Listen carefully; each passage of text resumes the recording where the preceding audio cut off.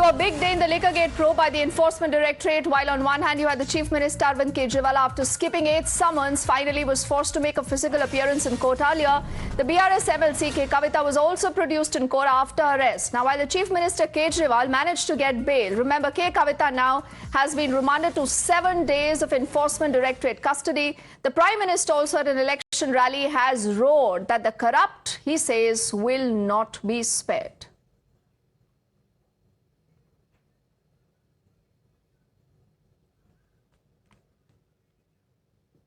Ma'am, do you want to say something? Ma'am, do you want to say something? Please, fabricated case. Ma'am, do you want to say something? Ma'am, do you want to say something? Please, Fabricated case.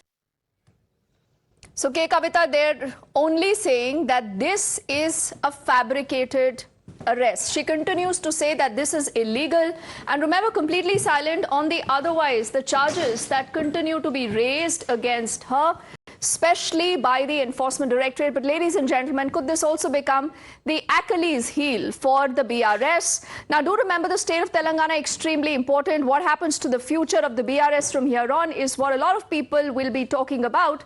But just in case you're not aware, let's talk about the charges also against K. Kavitha. Now, look at what the ED remand note that has been accessed by Times Now says, that she concealed 35% shares in Indo Spirits.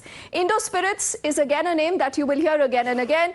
Then it goes on to say frivolous litigation to delay the probe. So the agency has been trying to push the point that she is not cooperating in the investigation, and all this forms the basis of the remand note. It continues to say deleted evidence and the data of the mobile. If you recall, the agency had said she had multiple phones. A lot of those phones got deleted. The data got deleted. She also evaded Enforcement Directorate's questions on the deletion of the data, actively destroyed the digital evidence, is what the agency again and again is charging her with. Also saying there were 4 devices that were formatted after the summons.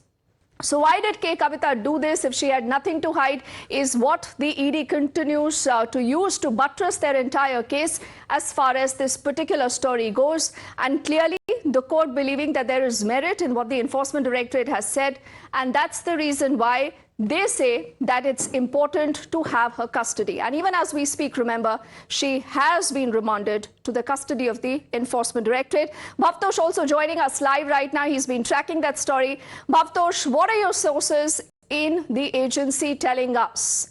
How deep is this trouble for Kavitha? And then the obvious question is, what happens to Arvind Kejriwal from here on?